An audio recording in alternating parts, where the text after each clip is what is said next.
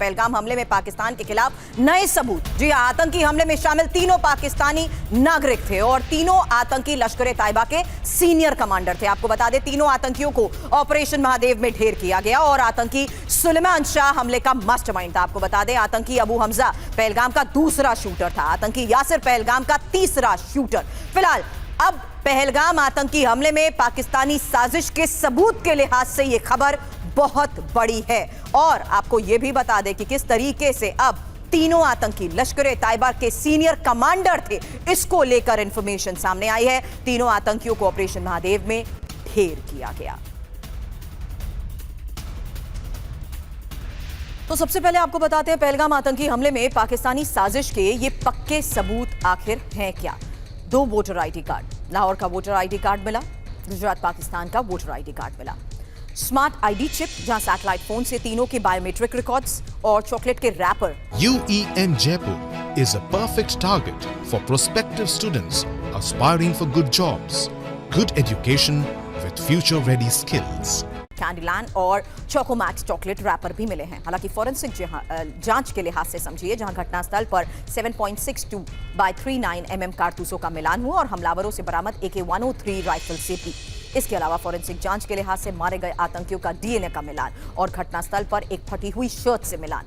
Digital evidence और digital जांच के लिहाज से समझिए, जहां हमले के रूट को जीपीएस डिवाइस दिखाता है। एक और बड़ी इंफॉर्मेशन, एक अहम जानकारी उस आधार पर जो पहलगाम में आतंकी हमले को लेकर पाकिस्तानी साजिश के सबूत देती है। ये सभी आतंकी लश्कर-ए-तैयबा के कमांडर थे। इनमें एक आतंकी जिसका असली नाम सुलेमान शाह था, कोड नेम फैजल जट रखा गया, मास्टरमाइंड और मुख्य शूटर था। इसके अलावा दूसरा आतंकी जिसका कोड नेम अफगान था, असली नाम अबू हमजा था, यह हमले में शामिल दूसरा शूटर था। इसके अलावा तीसरे आतंकी की बात की जाए, इसका असली नाम यासिर और कोड नेम जिब्रान था।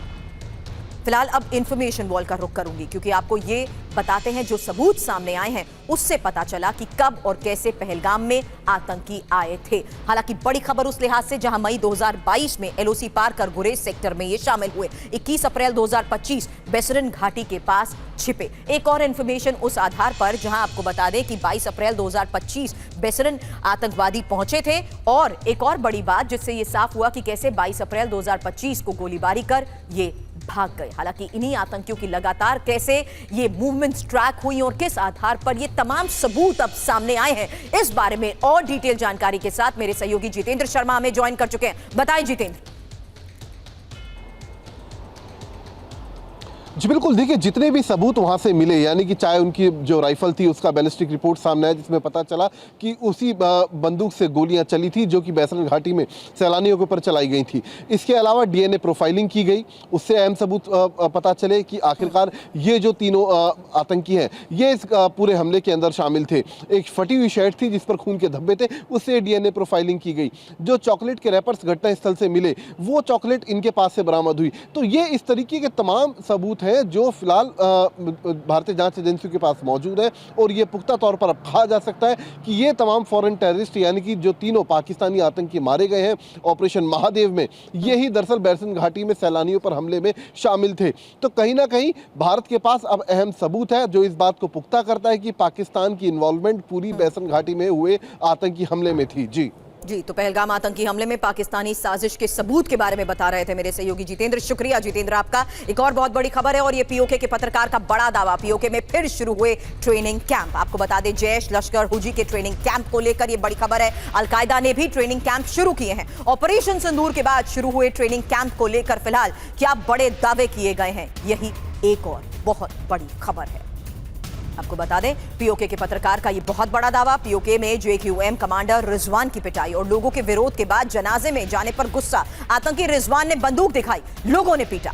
आतंकी भर्तियों के खिलाफ पंचायत बुलाने की तैयारी।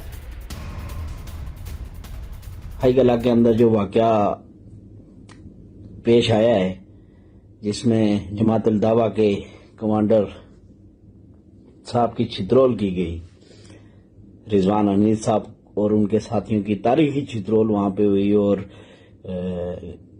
घर वालों ने और पड़ोसियों ने और गिरदोनवा के जो लोगों ने उनकी तारीखी छिद्रोल की और उनको नान तान की लात और घुसे पड़े उनको, और वो वहां से भागे और वहां से भागने के बाद उन छोटू के जो दोस्त थे, जो हमारा अजीज शहीद हुआ है वहां पे, हमें उसकी शहादत पे कोई किसी किस्म की शक व शुबात नहीं है, उसकी नीयत पे शक व शुबात नहीं है, लेकिन उन हाथों पर उन एक्सेस फ्राहम करने वाले चेहरों को हम बहुत बखूबी जानते हैं कि वो कौन लोग के किस तरह से हमारे बच्चों को मतलब कि वो वर्गलाते हैं, ब्रेन वॉश करते हैं, और एक सुपर पावर के सामने जिनके पास दुनिया की जदीद तरीन गनें मौजूद हैं, जिनके पास बहुत वफर मिकदार में असला मौजूद है, और उनको 2, 4 और 5 बुलेट दे के, गन दे के उनको मौत के मुंह में धकेला जाता है।